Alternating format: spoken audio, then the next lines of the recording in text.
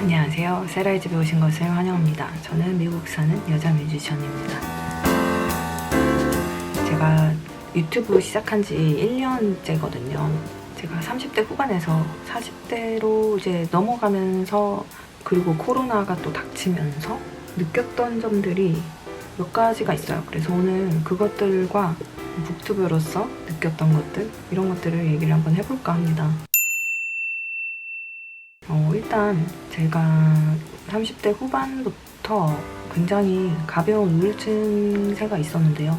삶이 허무하고 가는 세월이 되게 허망하게 느껴지는 그런 허무함이 굉장히 컸어요. 부모님들이 점점 늙어가시잖아요. 그런 게 너무 싫었고, 그분들이 젊었을 때, 제 나이 때는 저를 키운다고 엄청 고생을 하셨을 거란 말이에요.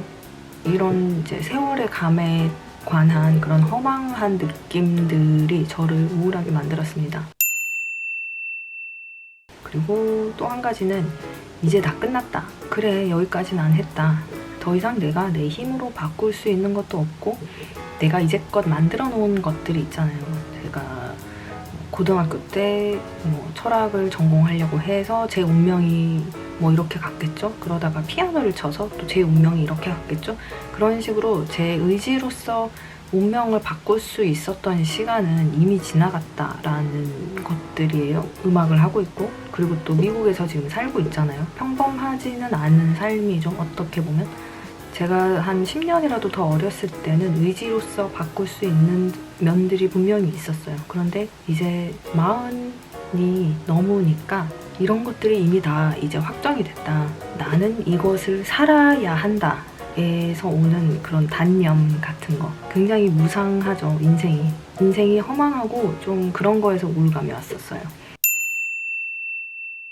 그리고 제가 실제로 겪었던 것들은요, 급격한 신체의 변화예요. 일단 살이 좀 쪘어요. 제가 한 번도 살이 찌는 체질도 아니었고 살이 쪄본 적도 없는데 40대로 넘어오면서 살이 쪘거든요. 왜냐하면 기초 대사량이 확 떨어져요. 예전처럼 하루에 3끼를 먹으면 지금은 살이 찌더라고요. 운동도 똑같이 하는데도.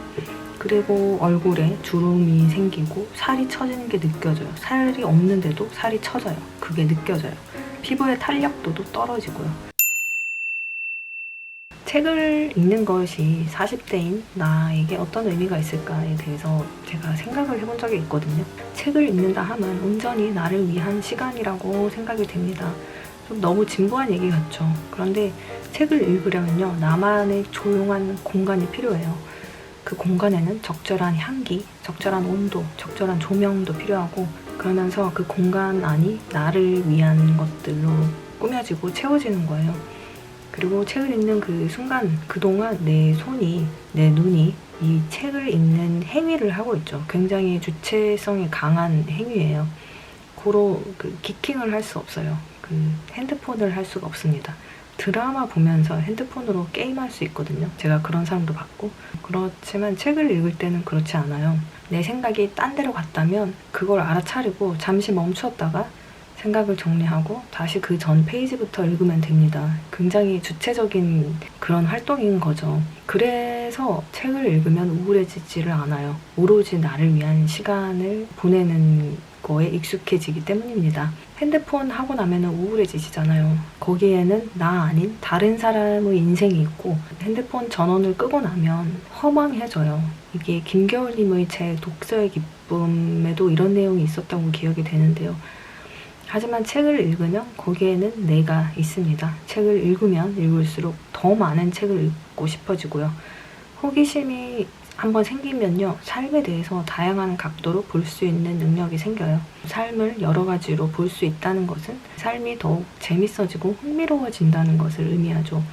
책을 읽다가 덮고 잠을 청하며 나는 그 세계로 빠져드는 거지, 이렇게 허망해질 일이 없어요. 내가 주체가 돼서 또 다른 상상을 시작하면서 잠이 드는 거죠.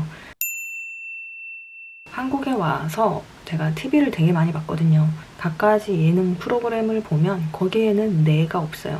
연예인들의 집, 연예인들의 자녀, 연예인들의 친구, 배우자, 이런 것이 나오고, 그들의 리액션, 그들의 반응을 보면서 함께 웃고 시간을 보내죠. 온갖 PPL에는요, 음식, 장소, 마사지기, 음료수, 건강보조식품 등으로 넘쳐납니다. 그걸 보면은 외로워져요. 거기에는 내가 없기 때문이죠. 40대가 되면서 생긴 가장 큰 변화는요, 7살 때 성격과 7살 때 제가 가졌던 취미로 다시 돌아가게 된다는 건데요. 이게 무슨 느낌이냐면, 원래 내가 이런 사람이었는데 사회화가 되기 시작하면서 초등학교 때부터 세상에 나를 맞추어서 살아왔고, 그 길고 험난한 길을 돌고 돌아서 나 자신을 다시 찾은 느낌이 들었습니다. 원래의 저의 그 고유한 성격 같은 거를 보면 이게 세상살이에 별로 적합하지 않은 타입의 사람이었던 것 같아요.